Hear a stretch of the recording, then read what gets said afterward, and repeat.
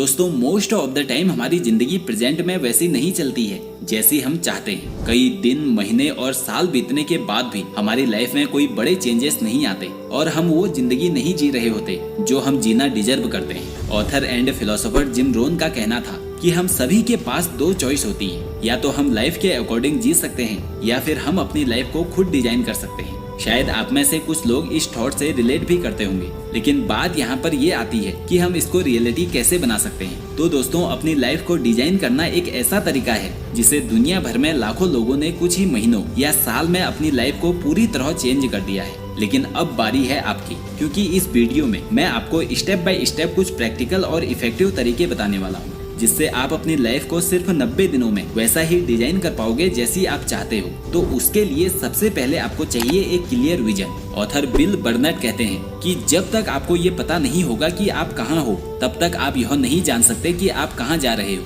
आप इस वक्त अपनी लाइफ में जैसे भी हो, जहाँ भी हो, चाहे आप कितनी ही प्रॉब्लम में फंसे हुए हो, ये आपका 1.0 वर्जन है। और अब अपने आप को बदलने के लिए आपको खुद को अपग्रेड करना होगा। जिस तरह किसी मोबाइल या कंप्यूटर सॉफ्टवेयर को अपग्रेड करके उसका 2.0 वर्जन बना दिया जाता है, उसी तरह आपको खुद का 2.0 वर्जन बनाना होगा। यानी कि आपको सीधे बाहरी चीजों को बदलने से शुरुआत नहीं करनी है, बल्कि आपको इस बदलाव की शुरुआत अपने मन से और विजन को क्लियर रखकर करनी होगी।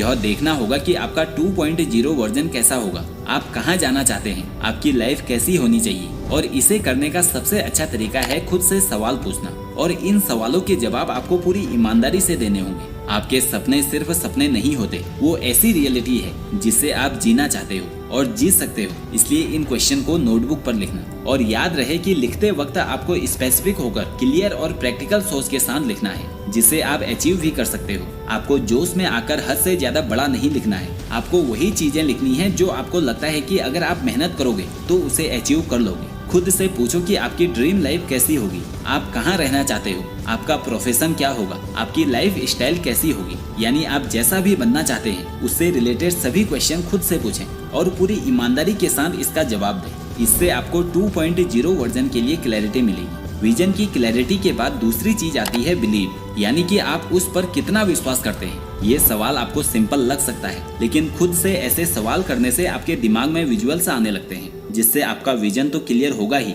इसके साथ आपका विश्वास भी मजबूत होगा। और इसके लिए जरूरी है विजन बोर्ड बनाना, जहां आपने कुछ भी अपने मन में इमेजिन किया उन सब की एक लिस्ट बनाओ, उससे रिलेटेड फोटोज निकालो और अपने कमरे के दीवार में या अपने फोन के वॉलपेपर में लगा दो। हर दिन अपने विजन बोर्ड को 2 बार देखें, सोने से पहले और उठने के बाद। दुनिया भर में ज्यादातर फेमस और सक्सेसफुल लोगों ने विजन बोर्ड को फॉलो किया है। अब आपका विजन और भी क्लियर हो गया है और उस पर विश्वास भी हो गया है। इसके बाद तीसरी चीज जो आपको करनी है वो है right plan, goals and strategy बनाना। इसके लिए मुझे 2021 में आई एक मूवी का डायलॉग याद आ रहा है, जो है dreams make good story but everything happen when we are awake because that's when we make things happen. यानी कि सपने अच्छी कहानियां बनाते हैं, लेकिन सब कुछ तब होता है जब हम जागे होते हैं, क्योंकि तभी हम इन सपनों को सच बनाने के लिए काम कर पाते हैं। इसलिए सपने रोज देखो, लेकिन उससे भी ज्यादा हर दिन उस सपने को सच करने के लिए काम करो। आपने जो भी अपने लिए सोचा है उसके लिए प्लान बनाओ। एक अच्छी स्ट्रेटेजी के साथ काम करने से आप अपने गोल को पा सकते हो। नील आर्मस्ट्रांग का चांद पर जाने का सपना सपना ही रह जाता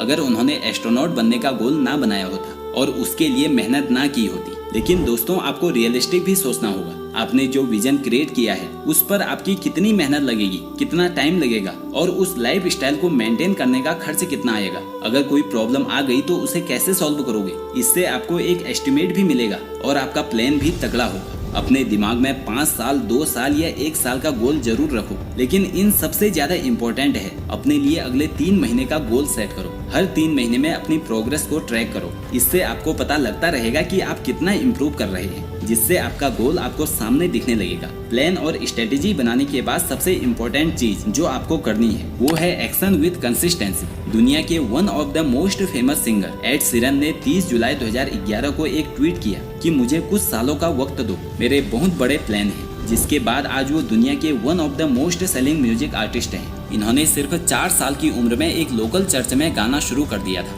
11 साल की उम्र में इन्होंने गिटार बजाना शुरू किया और अपने हाई स्कूल में इन्होंने सॉन्ग्स लिखने शुरू कर दिए। इनका सपना था कि इन्हें वर्ल्ड के बेस्ट सिंगर में से एक बनना है। उनके विजन की तरफ उनकी कंसिस्टेंसी ने ही उनका यह सपना सच करने में उनकी मदद की। दोस्तों, आज आप क्या सोच रहे हो उससे कुछ नहीं होने वाला। आज आप क्या करते हो और फिर कल क्या करते हो, ऐसे ही आने वाले महीनों और सालों तक आप हर दिन क्या एक्शन लेते हो वो डिसाइड करेगा कि आप अपनी लाइफ को कितना बदल पाते हो। अगर अर्नोल्ड हर दिन वर्कआउट नहीं करते तो शायद ही वो दुनिया के बेस्ट बॉडी बिल्डर बन पाते। अगर विराट कोहली अपनी कंसिस्टेंसी को फॉलो नहीं करते तो आज वो दुनिया के one of the fittest athlete नहीं होते। अगर नवाजुद्दीन सिद्दीकी को अपनी एक्टिंग करियर के स्टार्टिंग में 5 साल छोटे मोटे रोल नहीं किए होते तो आज हम उनके बारे में बात नहीं करते। इसलिए अपने गोल को हासिल करने के लिए कंसिस्टेंसी के साथ काम करना जरूरी है। फॉर एग्जाम्पल, अगर आप चाहते हैं एक बेस्ट सिंगर बनना तो अपने डेली रूटीन में थोड़ा टाइम सिंगिंग के लिए जरूर रखें। याद रखना, कंसिस्टेंट रहना इतना आसान नहीं होता। अगर होता तो सभी अपनी ड्रीम लाइफ जी रहे होते। रास्ते में आपको फेलियर का सामना भी करना पड़ेगा, लेकिन आपको उस वक्त एक चॉइस करनी होगी कि आपको अपने एवरेज लाइफ को कंटिन्यू करना है या अपनी ड्रीम लाइफ को रियलिटी बनाना है। दोस्तों, अगर आप इन 4 चीजों को अगले 90 दिनों तक फॉलो करते हैं तो आपको अपनी लाइफ में चेंजेस देखने को मिलेंगे। अगर आप इस चैलेंज को स्वीकार करने को तैयार हैं तो कमेंट में यस लिख दें और ऐसी ही वीडियो देखने के लिए इस चैनल को सब्सक्राइब करके बेल आइकन प्रेस करें। आपसे अगली वीडियो में फिर मुलाकात होगी। तब तक के लिए जय हिंद,